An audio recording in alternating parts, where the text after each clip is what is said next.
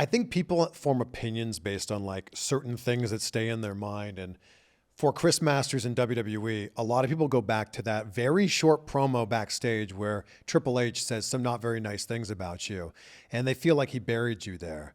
What's your opinion on what he said there? And did he talk to you before and say like, hey, this is going to go down?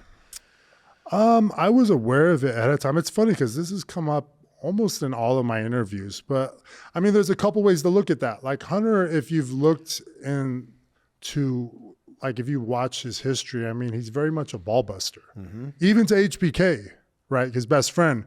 So, I mean, like, yeah, the timing of it's more like, it's not something that I don't think he would have, it was more, I think it might've been more about the timing of it than anything, just because of everything we had been through with, you know, you talk about the, you know, Eddie and then the Chris and then,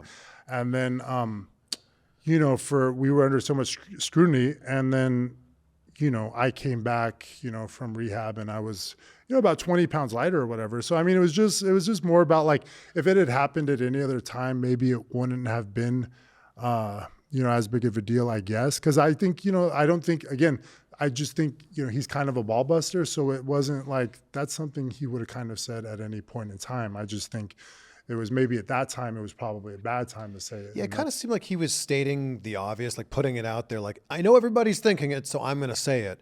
But it just felt like... Well, and that's what and if you look at a DX, they had a history of that a lot. I mean, even with the Spirit Squad, remember like the last time you saw them, they had, you know, shipped to OVW on the thing. I mean, it's very inside, and it's very, you know, some of the DX stuff is, you know, breaking the third wall a bit, and, you know, like it's whatever the hot thing is on the internet, like taking some kind of acknowledgement. So I don't know. You know, Hunter has also been very helpful and supportive at points. So like, it's just one of those things where at that point in time in my life, man, like I had just gone through like opiate addiction. And like, so like a lot of people, I can understand why I came back and people thought like, oh, he's off steroids. Look how light he is. But I swear to everybody, and I've told this story for the last 15 years, like that wasn't the issue. Like, and it's not to say I never used anything or anything like that. But my issue at that point was I had deeply gotten addicted to opiates. We were off everything.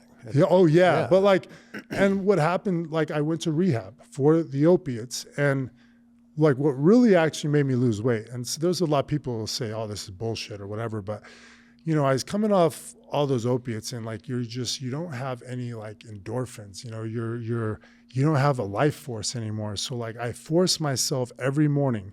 The first thing I did was put on some clothes, and I put my shoes on, and I ran. Like there was this trail. So it was like some Rocky Balboa stuff, but I ran like 2 miles every morning, something like that, on empty stomach. And like, I didn't really pay attention to how I was looking, because I was in rehab, man. We're doing, you know, we're working on ourselves beyond stuff like that. We're not, you know, I'm still going to the gym and stuff, but man, I'm trying to figure out, you know, how am I going to, like, I've never been addicted to drugs. I was so young. I was like, what is this? And am I really addicted? You know, you don't even know at that point. It was so early on. And so, really what made me lose all the weight was honestly that, like, if I hadn't ran every freaking morning, and even just being off the opiates, everything else, I mean, I would have still at least been probably 10 pounds heavier when I came back. It's just like, I didn't even know, honestly, because it's hard to look at yourself and realize, and then if you're not weighing yourself, like I wish somebody had told me like, hey, you maybe lined up too much, like just eat a little bit, because then at least it wouldn't have had that dramatic thing when I came back. And, you know, because of my gimmick, everybody thinking like, oh, that's it. He just, you know, he's back from rehab and he had to get off steroids.